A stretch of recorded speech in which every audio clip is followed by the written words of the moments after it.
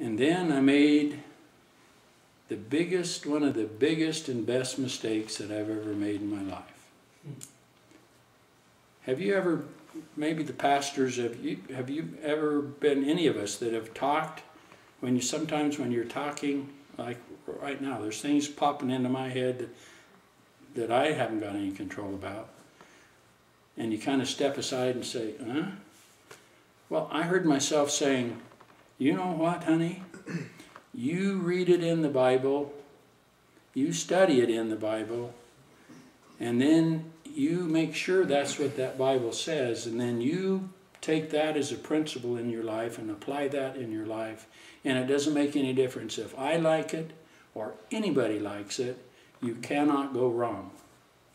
And as I was finished saying that, part of me was saying, where did you come up with that? You're out of your gourd. And I said, so get in. She said, and here she is, 12 years old. And her time with me was just as precious as mine is with her.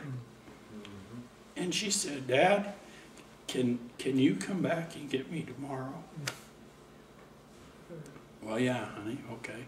So Mike and I go to the ball game. And I thought, you know what? This has got to come to an end in a hurry. Because this is going to happen next week, too. I called it next week. We called it next week. It was every 2 weeks. And so I thought, So I wanted to first, number one, find out who this person was that was leading my daughter astray. And I found out his name was Leisky, and anybody with a name named Leisky probably couldn't be trusted anyway. And so I talked with her, and the only way that I could really get to meet him was to go to one of their meetings. I didn't really want to go to any meeting with a bunch of teenagers, because my vision of a teenager was some unruly, uncouth bunch of hooligans.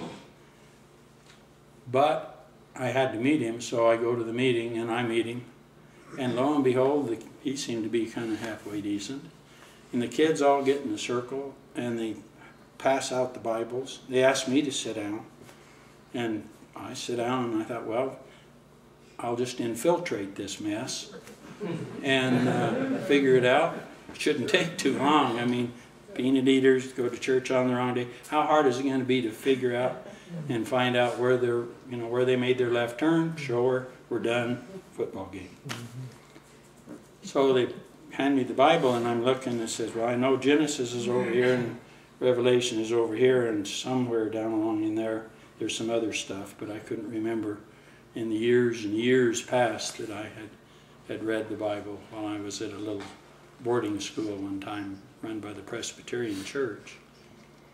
And I hadn't even looked at it for years. And the kids start studying, going through each text. And they have this thing called a concordance, whatever that was. And they're checking and double checking and making sure that everything that they're reading they understand, cross-checking with other stuff in the Bible back and forth and all around. And I'm thinking, and they're behaving themselves. There's no rules. They sang, they played their guitars. We sang some of the exact same songs that we sang in church today when the guitar was playing and you folk were up there singing. That was really nifty.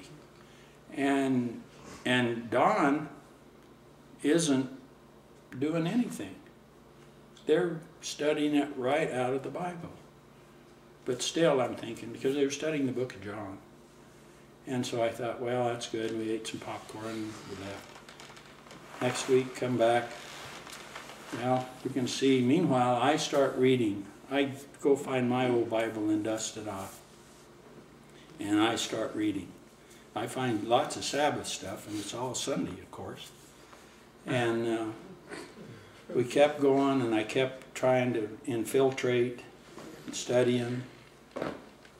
And it just, I knew that it shouldn't take so long, but something wasn't quite right. It wasn't working out the way I had planned.